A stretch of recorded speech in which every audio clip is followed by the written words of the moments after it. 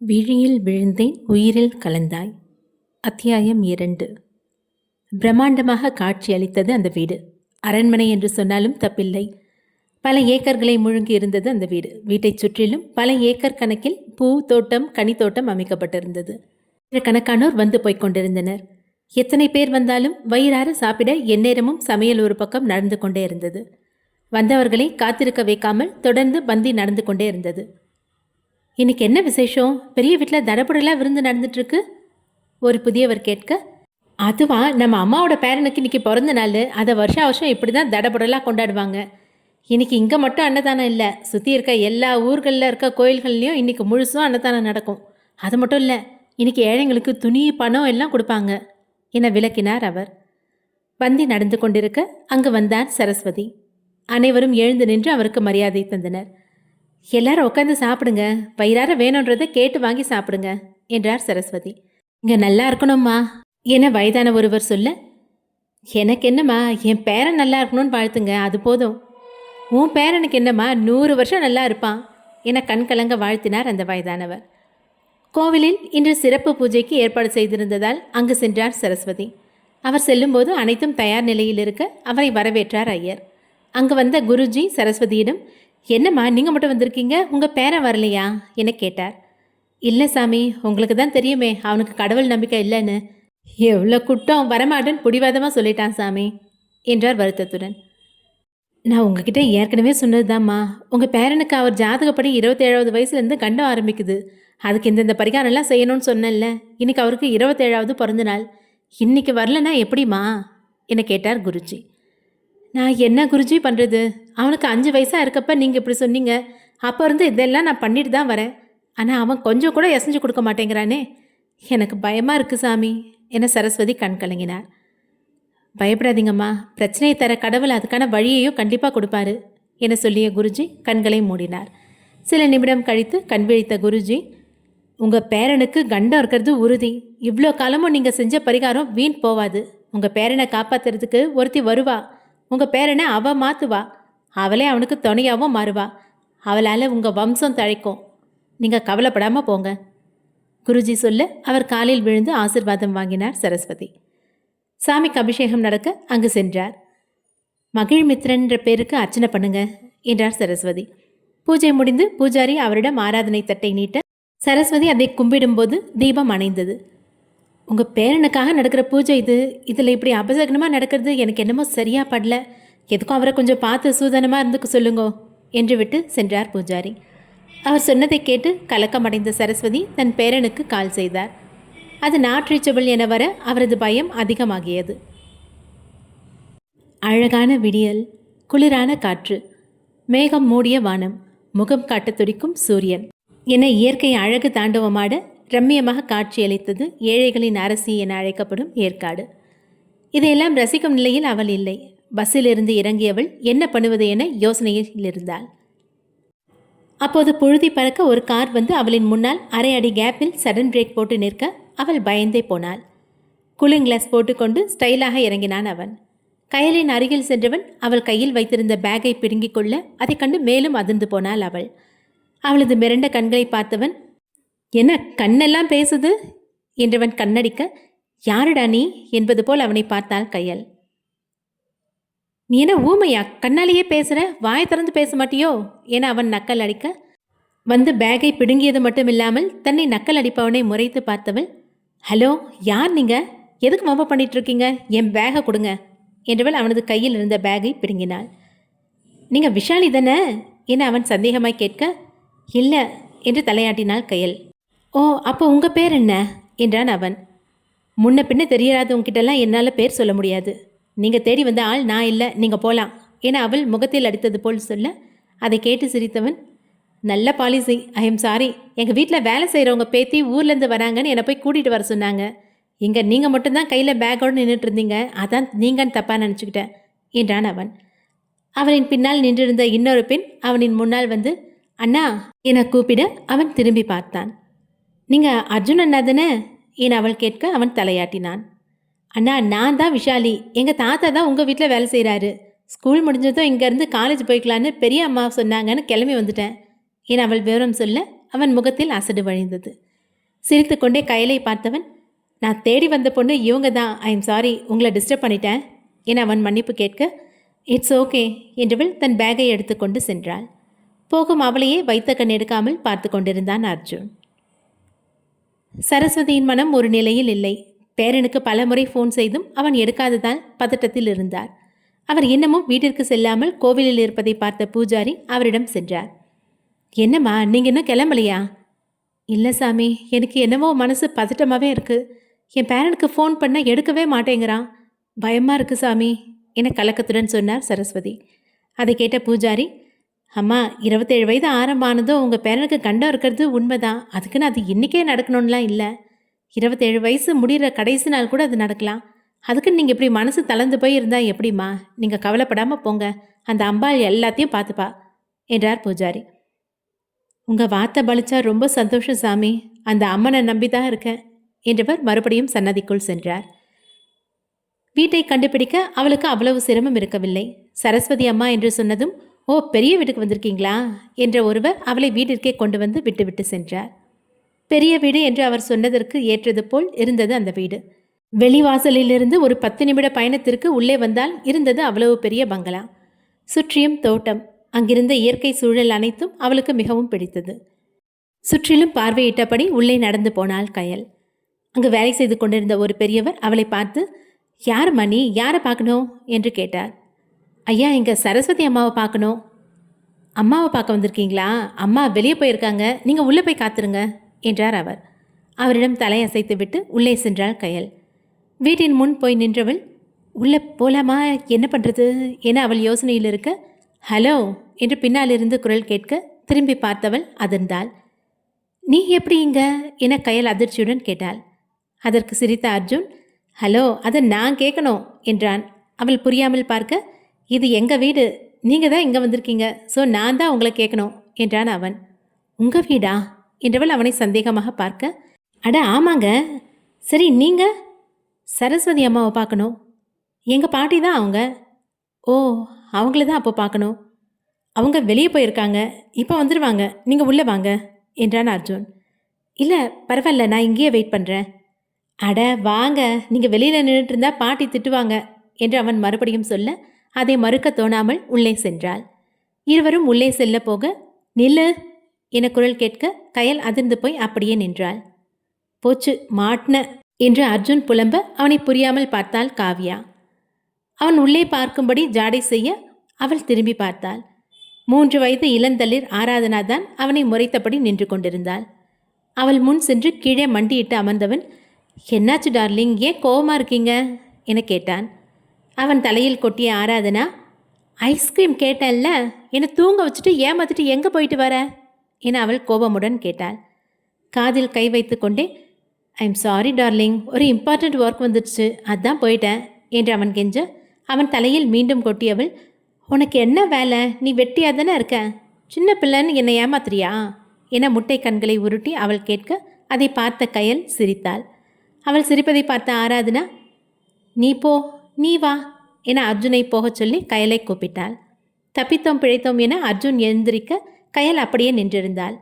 அவளிடம் வந்த ஆரா அவளை நிமிர்ந்து பார்த்தாள். நான் தான் சின்ன பிள்ளை, என்னால் எப்படி உன்னை நிமிர்ந்து பார்க்க முடியும், கீழே குனி என்றாள்.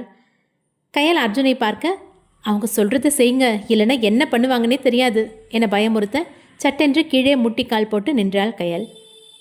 அது, அம்மா யாரு நீ என்ற பெரிய மனித தோரணையில் அவள் கேட்க, அதை பார்த்து சிரிப்பு வந்தாலும் அதை அடக்கி கொண்டவள், என் பேர் கயல்விழி. கயல்விழி, நல்லா இருக்கு. என் பேர் என்னன்னு கேட்க மாட்டியா? கயல் சிரித்து கொண்டே, உன் பேர் என்ன என கேட்டாள். என் பேர் ஆராதனா என்றாள். உன் பேரும் நல்லா இருக்கு. என் டேடி வச்ச பேர் இல்லை, சூப்பராக தான் இருக்கும் என்றாள் பெருமையுடன். உன் டேடியா? யாரு, இவரா என அவள் அர்ஜுனை காண்பித்து கேட்க, அவளின் தலையில் கொட்டிய ஆரா, நான் எவ்வளோ அழகாக இருக்கேன், இவனை பார்த்தா எனக்கு அப்பா மாதிரியா இருக்கு என மிரட்ட கயல் அர்ஜுனை பார்த்தாள். அவன் முகத்தை பாவமாக வைத்து கொண்டு, ஏங்க உங்களுக்கே இது ஓவரா இல்லை, என்னை பார்த்தா 3 வயசு பிள்ளைக்கு அப்பா மாதிரியா இருக்கு, நான் சிங்கிள்ங்க என்றான் சோகமாக. அதை கேட்டு சிரித்தவள், ஐ எம் சாரிங்க, நீங்கள் ரொம்ப க்ளோஸாக பேசிகிட்டு இருந்தீங்களா, அதான் நீங்கள் 2 பேரும் அப்பா பொண்ணுன்னு நினச்சிட்டேன் என மன்னிப்பு கேட்டாள் கயல். பரவாயில்ல விடுங்க. இனி ஒரு தடவை இப்படியெல்லாம் எதுவும் தப்பாக நினச்சிடாதீங்க. என் பிஞ்சு மனம் தாங்காது. சித்தப்பா போதும், ரொம்ப கடலை போடாத என ஆரா சொல்ல அவன் அசடு வழிந்தான். கையிலே பார்த்த ஆரா, நீங்கள் யாரை பார்க்க வந்திருக்கீங்க என்றால் பெரிய மனுஷி போல். நம்ம பாட்டியை பார்க்க அவங்க வந்திருக்காங்க என்றான் அர்ஜுன் முந்திக்கொண்டு. சித்தப்பா கொஞ்சம் கீழே குனி என ஆரா பாசமுடன் சொல்ல, என்ன டார்லிங் என கேட்டபடி கீழே குனிந்தான் அர்ஜுன். அவனது தலையில் நங்கென கொட்டியவள், நான் அவங்கள தானே கேட்குறேன், நீ என்ன அவங்களுக்கு வாயா என அவள் மிரட்ட அவன் வாயை மூடிக்கொண்டான். அதை பார்த்து கயல் சிரித்து கொண்டே, நான் சரஸ்வதி அம்மாவை பார்க்க வந்திருக்கேன் என்றாள். ஓ அப்படியா, சரி என்ன விஷயமா வந்திருக்கீங்க என்றாள். இங்கே ஒரு குட்டி தேவதை ஒன்று இருக்காமா, அந்த தேவதையை பார்த்துக்க தான் நான் இங்கே வந்திருக்கேன் என்றாள் கயல் சிரித்தபடி. ஓ என்னை பார்த்துக்க தான் வந்திருக்கீங்களா? ஆமாம். என்னை எப்படி பார்த்துப்பீங்க? அம்மா மாதிரி பார்த்துக்குவீங்களா என அவள் கண்கள் மின்ன கேட்க கயல் சிறிதும் யோசிக்காமல், கண்டிப்பாக உன் அம்மா மாதிரி உன்னை பார்த்துக்குவேன். உன் அம்மாவா அவ்வளோ பிடிக்குமா உனக்கு என்றாள். அதை கேட்டு ஆரா முகம் சுருங்க அதை கவனித்த கயல், என்னாச்சு, ஏஞ்சல் முகம் ஏன் வாடி போயிடுச்சு என்று கேட்டாள். ஆராதனா பதில் சொல்லாமல் அமைதியாக அதை பார்த்த கயல் அர்ஜுனை பார்த்தாள். நிலைமையை சமாளிக்க அர்ஜுன், டார்லிங் ஃப்ரிட்ஜில் நீ கேட்ட ஐஸ்கிரீம் வாங்கி வச்சுருக்கேன், போய் எடுத்துக்கோ என சொல்ல, ஹை ஐஸ்கிரீம் என குதித்து கொண்டு ஓடினாள் ஆராதனா. அர்ஜுன் கயலிடம் ஏதோ சொல்ல வர வாசலில் கார் வந்து நிற்கும் சத்தம் கேட்டு அமைதியானான். காரிலிருந்து இறங்கி வந்தார் சரஸ்வதி. பார்த்ததும் கையெடுத்து கும்பிடும் மாதிரி பெரிய மனித தோரணையுடன் இருந்தார்.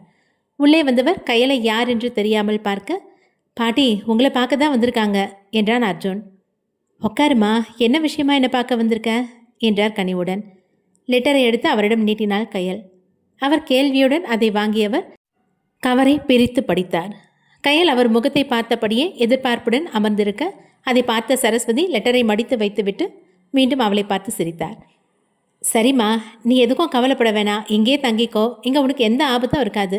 என் பேத்தி ஆராதனாவை பார்த்துக்கிற வேலை தான் உனக்கு என்றார் சரஸ்வதி. சரிங்கம்மா, நான் பார்த்துக்கிறேன் என்றவள் சுற்றியும் எதையோ தேட அதை கவனித்த சரஸ்வதி, என்னம்மா யாரை தேடுற என்றார். ஆராதனாவோட அம்மாவை வந்ததுலேருந்து நான் பார்க்கவே இல்லை, அதான் பார்த்தேம்மா. அவளை பார்க்க முடியாதுமா என சரஸ்வதி சொல்ல கயல் அதிர்ந்து போய் பார்த்தாள். என்னம்மா சொல்கிறீங்க, அவங்க அம்மா தவறிட்டாங்களா என்றால் அதிர்ச்சி விலகாமல். இல்லைம்மா, நான் மறுபடியும் ஒரு நாள் இதை பற்றி சொல்கிறேன். பிறந்ததுலேருந்து அம்மா பாசத்தை துளியும் அனுபவிக்காத குழந்தைம்மா, நீ தான் கொஞ்சம் அக்கறை எடுத்து பார்த்துக்கணும். அம்மா பாசம் கிடைக்காம வளர்ந்தா அதோட வலியும் வேதனையும் எப்படி இருக்கும்னு எனக்கு தெரியும்மா, நீங்கள் கவலைப்படாதீங்க, நான் பார்த்துக்கிறேன் என்றாள் கயல். ரொம்ப நன்றிம்மா. என்னம்மா பெரிய பெரிய வார்த்தைலாம் சொல்கிறீங்க, நியாயமாக பார்த்தா நீங்கள் செஞ்ச உதவிக்கு நான் தான் நன்றி சொல்லணும். அதற்கு சிரித்த சரஸ்வதி, செண்பகம் என கூப்பிட ஒருவர் கையில் காஃபியுடன் வந்தார். காஃபியை எடுத்துக்கொண்டவள் தேங்க்ஸ் என புன்னகைக்க அவரும் புன்னகைத்தார். அம்மாடி, இவ பேர் செண்பகம், பல வருஷமாக நம்ம வீட்டில் தான் வேலை பார்க்குறா. இவ புருஷன் வடிவேலு தோட்டத்தில் வேலை பார்க்குறான். இங்கே பின்னாடி அவுட் ஹவுஸில் தான் தங்கியிருக்காங்க. உனக்கு ஏதாவது வேணும்னா இவளை கேளு என்றவர் செண்பகத்திடம் திரும்பி, இந்த பொண்ணு பேர் கயல், நம்ம பாப்பாவை பார்த்துக்க வந்திருக்கா. நம்ம பாப்பா ரூமுக்கு பக்கத்தில் ஒரு ரூம் இந்த பொண்ணுக்கு ஒதுக்கி கொடு என்றார். சரிங்கம்மா என்று விட்டு அவள் சென்றாள். சரிம்மா, கீழே ஒரு கெஸ்ட் ரூம் இருக்குது, நீ போய் ஃப்ரெஷ் ஆகிட்டு வா, சாப்பிடலாம். டே அர்ஜுன், இந்த பொண்ணுக்கு கெஸ்ட் ரூமை காட்டுடா என்றார் சரஸ்வதி. சரிங்க பாட்டி என்ற அர்ஜுன் கயலிடம் வாங்க போலாம் என்று சொல்லிவிட்டு முன்னால் செல்ல இவள் அவனை பின்தொடர்ந்தாள். ரூம் வாசல் வரை சென்றவன், இந்த ரூம் தான், போய் ஃப்ரெஷ் ஆகிட்டு வாங்க என சொல்ல தேங்க்ஸ் என்று புன்னகைத்தாள். ஐ எம் அர்ஜுன் என அவன் கை நீட்ட ஐ எம் கயல் என பதிலுக்கு கை குலுக்கினாள். அவளது கை ஸ்பரிசத்தில் அவன் அப்படியே சிலை என நிற்க அவள் உள்ளே சென்று கதவை சாத்தினாள். அவள் குலுக்கிச் சென்ற கையையே பார்த்து கொண்டு நின்றான் அர்ஜுன். அவனது மைண்ட் சாங் மோடிற்கு சென்றிருக்க சித்தப்பா என கத்தி அதை ஆஃப் செய்தாள் ஆரா. கனவு உலகத்திலிருந்து வெளிவந்தவன் பேந்த பேந்த முழித்தான். அவன் முழிப்பதை பார்த்த ஆரா, இது சரியில்லை என்றால் ஒற்றை விரலை ஆட்டியபடி.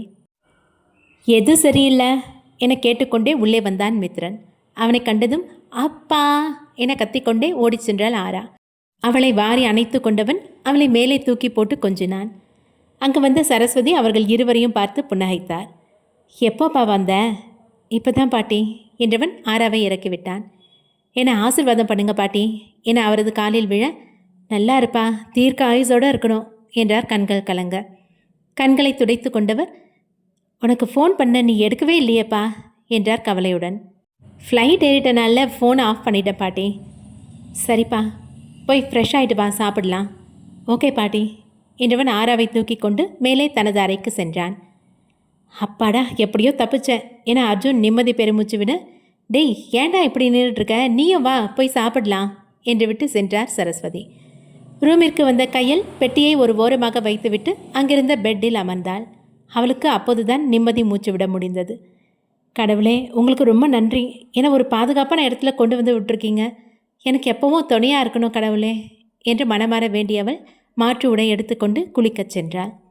சூடான நீரில் அலுப்பு தீர குளித்தவள் பயண அலுப்பிலும் உடல் அலுப்பிலும் சிறிது நேரம் படுக்கலாம் என நினைத்து படுத்தாள். ஒரு பாதுகாப்பான இடத்தில் இருப்பதை உணர்ந்தவள் நீண்ட நாட்கள் கழித்து நிம்மதியாக உறங்கினாள். குளித்து ஃப்ரெஷ் ஆகிவிட்டு வெளியே வந்தான் மித்ரன். ஆராவை காணாமல் அவன் தேட அவள் ஹாலில் அர்ஜுனிடம் விளையாடி கொண்டிருந்தாள். இவன் சென்றதும் இவனின் மடியில் வந்து அமர்ந்து கொண்டாள் ஆரா. அவளது நெற்றியில் அழுத்தமாக முத்தமிட்டவன் டைரி மில்க் சாக்லேட் எடுத்து நீட்டினான்.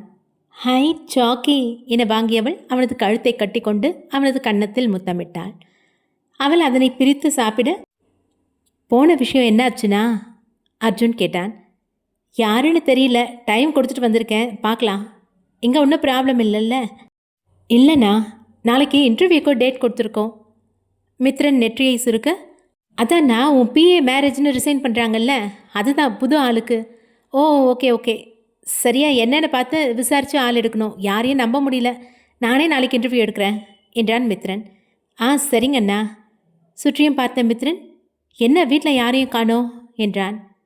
அண்ணா என அவன் தயங்க, எங்கன்னு கேட்டேன் என்றான் கோபத்துடன். சாஹிர் யாரோ ஃப்ரெண்டை பார்க்குறேன்னு போயிருக்கான். ஓ, யாஷிகா எங்க? அவ அவ சொல்லு. அவ தெரியலண்ணா. உன்கிட்ட சொல்லிட்டு போலையா? இல்லைண்ணா, நான் கேட்டேன், ஆனால் எதுவும் சொல்லாமல் போயிட்டா என்றான் தலை குனிந்தபடி. அவளுக்கு எத்தனை தடவை சொன்னாலும் புரிய மாட்டேங்குது. இன்னைக்கு வரட்டும், பார்த்துக்கிறேன் என்றான் கோபத்துடன். அவனை அப்படி பார்க்க அர்ஜுனுக்கு பயமாக இருந்தது. அப்போது வந்து திவ்யா, மாமா டின்னர் ரெடி, வாங்க சாப்பிடலாம் என அழைத்தாள். இன்னைக்கு காலேஜ் இல்லையாம்மா என்றான் மித்ரன். இன்னைக்கு ப்ராஜெக்ட் ஒர்க் இருந்தது, அது முடிஞ்சதும் கிளம்பி வந்துட்டேன் மாமா என்றாள் திவ்யா. மித்ரனும் அர்ஜுனும் சாப்பிடச் செல்ல திவ்யா ஆராவை தூக்கி கொண்டு சாப்பாடு ஊட்டச் சென்றாள். இரவு 11 மணி. அப்போதுதான் தூக்கம் கலைந்து எழுந்தாள் கயல். மணியை பார்த்தவள் அதிர்ந்தாள். என்ன கயல், நீ வேலைக்கு வந்த இடத்துல இப்படி பொறுப்பில்லாமல் தூங்கிட்ட? முதல் நாளே இப்படி சொதப்பிட்டியே. அவங்க என்ன நினைப்பாங்க என தன்னையே திட்டிக் கொண்டாள். வாஷ்ரூம் சென்று வந்து பெட்டில் அமர்ந்தாள். டேபிளில் சாப்பாடு தட்டு மூடி வைக்கப்பட்டிருந்தது. அதை பார்த்ததும் தான் அவளுக்கு வயிற்றின் ஞாபகம் வந்தது. வயிறு நிறைய சாப்பிட்டு முடித்தவள் பிளேட்டை கழுவி வைத்து விட்டு வந்து பெட்டில் அமர்ந்தாள்.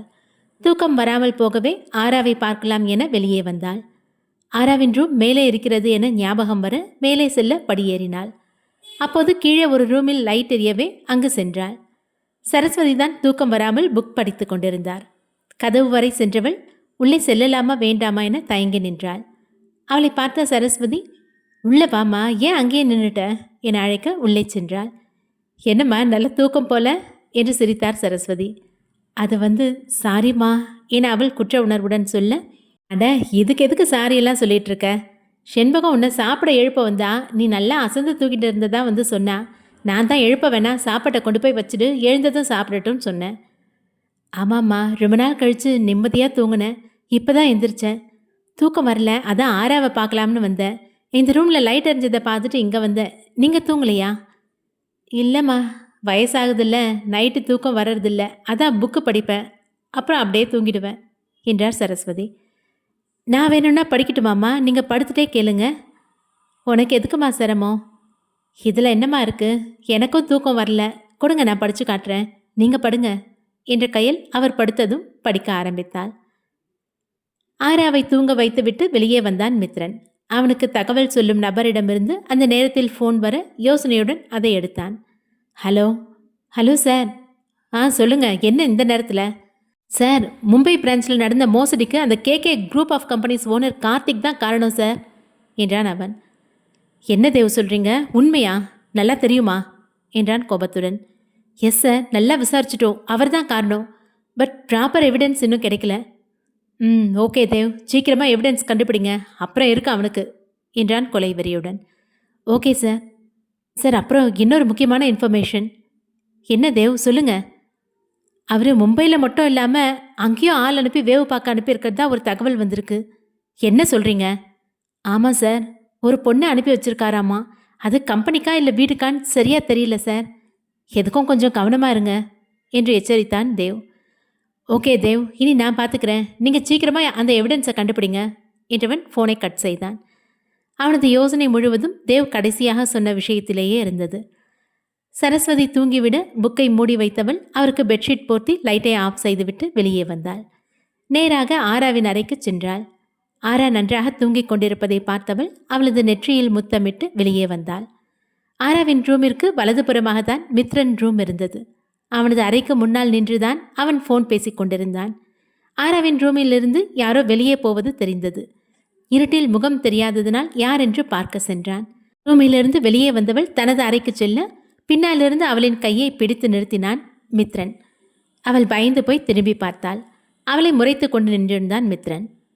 அவன் யார் என்று தெரியாததால் திருடன் என நினைத்தவள் ஐயோ திருடன் என கத்தப்போக பாதியிலேயே அவளது வாயை பொத்தினான் மித்ரன். அவள் அவனது கையை கடிக்க அவன் வழியில் கையை உதறினான். யாருடா நீ, எங்க வந்து திருட வந்திருக்க ஒன்ன என்றவள் அவனை அடிக்க ஏதாவது கிடைக்கிறதா என சுற்றிலும் தேட அவளது கையை பின்னால் வளைத்து தன் மீது சாய்த்தவன், என் வீட்டுக்குள்ளே வந்து என்னையே திருடன் சொல்றியா, உனக்கு எவ்வளோ தைரியம் என உரும அதில் பயந்து போனாள் கயல். என்ன சொல்கிறான் இவன், இது இவன் வீடா என யோசித்தவள், பொய் சொல்றியா இரு என்றவள் மீண்டும் கத்தப்போக ஒரு கையில் அவளின் கையை இறுக்கி பிடித்தவன் மறு கையில் அவளது வாயை பொத்தினான். அவள் எதுவும் செய்ய முடியாத இயலாமையில் இருக்க கத்துன அவ்வளோதான் என மிரட்டி அவளை விடுவித்தான். அவன் பிடித்திருந்த கை வலி எடுக்க அதை உதறினாள். சொல்லு, யார் நீ என்றான் கடுமையுடன். அவனது முகத்தில் இருந்த கடுமையை பார்த்து பயந்தவள் நான் நான் என திணறினாள். எதை திருடிட்டு போகிறதுக்கு என் வீட்டுக்கு வந்திருக்க சொல்லு என்றான் கோபமாக. நான் திருடி இல்லை, இந்த வீட்டுக்கு வேலைக்கு வந்திருக்கேன் என்றாள் மெதுவாக. வேலைக்கா? நான் உன்னை இதுக்கு முன்னாடி இங்கே பார்த்ததே இல்லையே என அவளை சந்தேகத்துடன் பார்த்தான். இன்னைக்கு தான் வேலைக்கு வந்தேன். இன்னைக்கா? என்ன வேலைக்கு வந்திருக்க? இந்த வீட்டில் இருக்க பாப்பாவை பார்த்துக்க வந்திருக்கேன். அதை கேட்டு அவனது கோபம் அதிகமாக, உன்னை யார் வேலைக்கு எடுத்தது என கத்தினான். சரஸ்வதி அம்மா என திக்கிக் கொண்டே சொன்னாள் கயல். அவங்களுக்கு எல்லாம் எவ்வளோ பட்டாலும் புரியாது, விடியட்டும் இருக்கு அவங்களுக்கு என்றவன் அவளை பார்த்து, அதெல்லாம் நீ ஒன்றும் என் பொண்ணை பார்த்துக்க வேணாம் என அவன் சொல்ல, என்ன இவன் பொண்ணா? ஆராவோட அப்பாவுக்கு எப்படியோ 32 வயசு மேலே இருக்கும்னு நினச்சா இவன் இப்படி 6 அடி ஒசரத்துக்கு கட்டு மஸ்தான உடம்போட இளம் வயதாக இருக்கானே என அவள் யோசனையில் இறங்க அவள் முன் சொடக்கு போட்டவன், என்ன யோசிச்சுட்ருக்க, நீ எதுக்கு வந்திருக்கன்னு எனக்கு தெரியும், அதெல்லாம் இங்கே நடக்காது, மரியாதையை அந்த வீட்டை விட்டு கிளம்பிடு என்றான் மித்ரன் கோபத்துடன். அவன் திடீரென அப்படி சொன்னதும் கயல் கண்களிலிருந்து கண்ணீர் வர அதை பார்த்தவனுக்கு என்னவோ செய்தது. அவள் கண்ணீருக்கு இலகிய தன்மேல் அவனுக்கு கோபம் வர அதையும் அவள் மேல் காட்டினான். இந்த அழுது ட்ராமா போடுற வேலையெல்லாம் இங்கே வேணாம். காலையில் நான் உன்னை இங்கே பார்த்தேன், பொய்யான கேஸ் போட்டு உன்னை உள்ளே தள்ளிடுவேன், ஜாக்கிரதை. சொன்னது ஞாபகத்தில் இருக்கட்டும், நான் சொன்னதை செய்வேன், வீணா அசிங்கப்பட்டு போயிடாத. ஒழுங்காக பெட்டியை எடுத்துகிட்டு கிளம்புற வேலையை பாரு. காலையில் உன்னை இங்கே பார்த்தேன், அவ்வளோதான். இப்போ பேசிட்டு நின்றுட்டு இருக்க மாதிரிலாம் அப்போ இருக்க மாட்டேன் என மிரட்டி விட்டு சென்றான் மித்ரன். அவன் சொன்னதை கேட்டு அதிர்ந்து போய் நின்றாள் கயல். அவள் அறைக்கு வந்தவள் பேக்கை எடுத்துக்கொண்டு தன் விதியை நினைத்து அழுது கொண்டே அந்த வீட்டை விட்டு வெளியேறினாள். மேலிருந்து அவள் வீட்டை விட்டு செல்வதை பார்த்த மித்ரன் சிரித்து கொண்டே தனது அறைக்கு சென்றான். அந்த பனிக்கால விடியலில் வாசலில் இருந்த சரக்கொன்றை மரம் தென்றல் காதலனின் தீண்டலில் நாணி சிலிர்த்து வெட்கச் சிதறலாய் தன்மேல் ஜனித்திருந்த பனித்துளிகளை பூமியில் உதிர்த்து கொண்டிருந்தது. காலை கதிரவன் தன் வேலையை தொடங்க பூமி தாயை சுற்றி வலம் வர அவனும் சுற்றி வந்து கொண்டிருந்தான். பனித்துளியால் நனைந்த பூக்கள் நிறைந்த அந்த தோட்டத்தில் வேர்க்க விறுவிறுக்க அதை பொருட்படுத்தாமல் 6 அடியில் இருந்த தன்னுடைய உடம்பை கட்டுமஸ்தாக ஆரோக்கியமாக வைத்துக்கொள்ள அதிகாலையில் எழுந்து ஜாகிங் செய்வது அவனுக்கு பிடித்தமான ஒன்று. ஜாகிங் முடித்து பெஞ்சில் ரிலாக்ஸாக அமர்ந்தான் மித்ரன். ஷென்பகம் அவனுக்கு கஞ்சி கொண்டு வந்து கொடுக்க அதை வாங்கி குடித்தான். அவர் தயங்கி நிற்பதை பார்த்தவன், ஏதாவது சொல்லணுமாக்கா என்றான் அக்கறையுடன். சிறு வயதிலிருந்து அவர்களையெல்லாம் தன் பிள்ளைகள் போல் வளர்த்தார் ஷென்பகம். அந்த நன்றி உணர்வு எப்பொழுதும் மித்ரனிடம் இருக்கும். செண்பகம் இன்னமும் தயங்கி நிற்பதை பார்த்தவன், ஏதாவது பிரச்சனையா என்றான் நேரடியாக. ஆமாம் தம்பி, நம்ம விஷாலி விஷயமா பேசணும். விஷாலியா?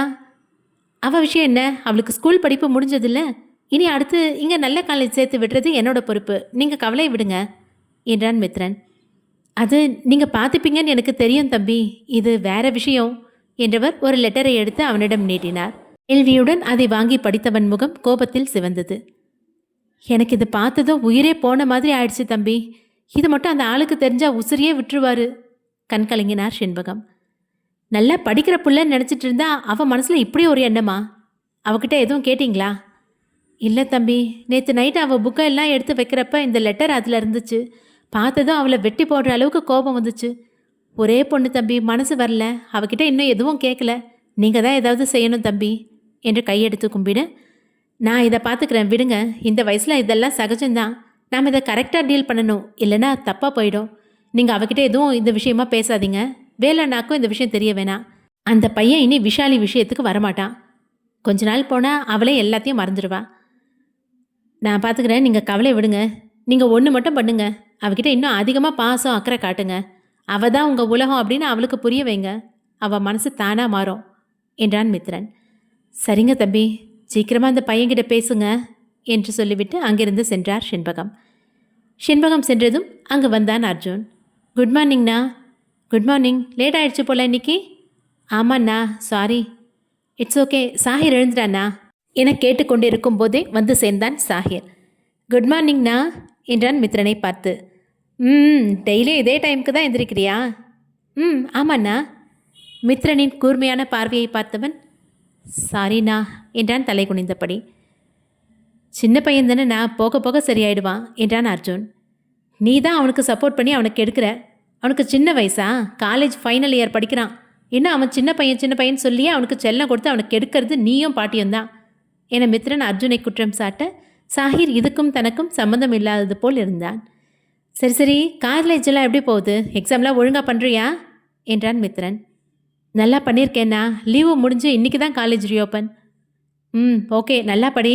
கேம்பஸில் செலக்ட் ஆகிடணும் என்றான் மித்ரன். அதான் நம்ம கம்பெனியே இருக்குல்லண்ணா, அப்புறம் எதுக்கு இன்னொரு இடத்துக்கு வேலைக்கு போகணும் என்றான் அர்ஜுன். நீ காலேஜ் முடிச்சதும் உடனே நம்ம கம்பெனிக்கு வந்துட்டியா என்று மித்ரன் கேட்க, இல்லைண்ணா, 1 இயர் இன்னொரு கம்பெனியில் வேலை பார்த்துட்டு தான் அப்புறம் நம்ம கம்பெனிக்கு வந்தேன் என்றான் அர்ஜுன். அதே மாதிரி தான் இவனுக்கும். சொன்னது ஞாபகம் இருக்குல்ல என்று மித்ரன் சாஹிரை பார்த்து கேட்டான். இருக்குண்ணா, கண்டிப்பாக கேம்பஸில் செலக்ட் ஆகிடுவேன். சரி, நீ ஜாகிங் போ என்று மித்ரன் சொல்ல அங்கிருந்து சென்றான் சாஹிர். நீ பாரு, நான் உள்ளே போகிறேன் என உள்ளே சென்றான் மித்ரன். மித்ரன் வேகமாக உள்ளே செல்ல எதன் மீதோ மோதி நின்றான். அவன் நெற்றியை தேய்த்து கொண்டே நிமிர்ந்து பார்க்க எதிரில் கயல் நின்றிருந்தாள். அவன் இடித்ததில் அவளும் நெற்றியை தேய்த்து கொண்டே நிமிர்ந்து அவனை பார்த்தாள். ஏய், உன்னை நைட்டு இந்த வீட்டை விட்டு போக சொல்லி சொன்னல, நீயும் கிளம்புனல்ல, அப்புறம் எதுக்கு திரும்ப வந்த என அவன் கத்த, அவனை நேருக்கு நேராக பார்த்தவள், ஆமாம் போனதான் கிளம்புனேன். அப்புறம் தான் யோசித்தேன், என்னை இங்கே வேலைக்கு வச்சது சரஸ்வதி அம்மா, நீங்கள் இல்லை. அவங்க என்னை இங்கேருந்து போக சொல்லாமல் நான் இங்கேருந்து போக மாட்டேன் என்று சொல்லிவிட்டு தோட்டத்திற்கு அவள் செல்ல, ஏய் உன்ன என அவன் கத்த, அவள் எப்பொழுதோ அங்கிருந்து சென்றிருந்தாள். தன்னை மதிக்காமல் செல்லும் அவளையே முறைத்து கொண்டு நின்றான் மித்ரன். இந்த மித்ரன்கிட்டயே எதிர்த்து பேசுறியா? உன்னை இந்த வீட்டை விட்டு எப்படி துரத்தணும்னு எனக்கு தெரியும் என நினைத்தவன் உள்ளே சென்றான். தோட்டத்தில் சாமிக்கு பூ பறித்து கொண்டிருந்தாள் கயல். அங்கு வந்த அர்ஜுன் குட் மார்னிங் என்றான். பதிலுக்கு புன்னகைத்தாள். என்ன, அண்ணா கிட்ட ஏதோ தீவிரமாக பேசிட்டு இருந்த மாதிரி இருந்துச்சு, என்னாச்சு என கேட்டான் அர்ஜுன். இரவு நடந்த அனைத்தையும் அர்ஜுனிடம் சொன்னாள் கயல். அவள் சொன்னதையெல்லாம் கேட்ட அர்ஜுன், ஆனாலும் உனக்கு ரொம்ப தைரியம்தான். அவள் அவனை புரியாமல் பார்க்க அவன் சிரித்து கொண்டே, இல்லை அண்ணா கிட்ட யாரும் இப்படி பேசி நான் பார்த்ததில்ல. எங்கள் பாட்டியே அவர்கிட்ட எதுவும் பேச தயங்குவாங்க. ஆனால் நீங்கள் சான்ஸே இல்லை. அதை கேட்டு புன்னகைத்தவள், அம்மா நீங்கள் எவ்வளோ ஜாலியாக இருக்கீங்க, ஆனால் உங்கள் அண்ணா ஏன் இப்படி சிறுசிறுன்னு இருக்காரு என மனதில் தோன்றியதை அப்படியே கேட்டாள் கயல். ஆனாலும் உங்களுக்கு ரொம்ப தைரியம்தான். என்கிட்டயே எங்கள் அண்ணாவை சிறுமுஞ்சுன்னு சொல்கிறீங்க என்று சிரித்தான் அர்ஜுன். நான் உண்மை தானே சொன்னேன். அவன் இப்படி இருக்கிறதுக்கும் காரணம் இருக்குங்க.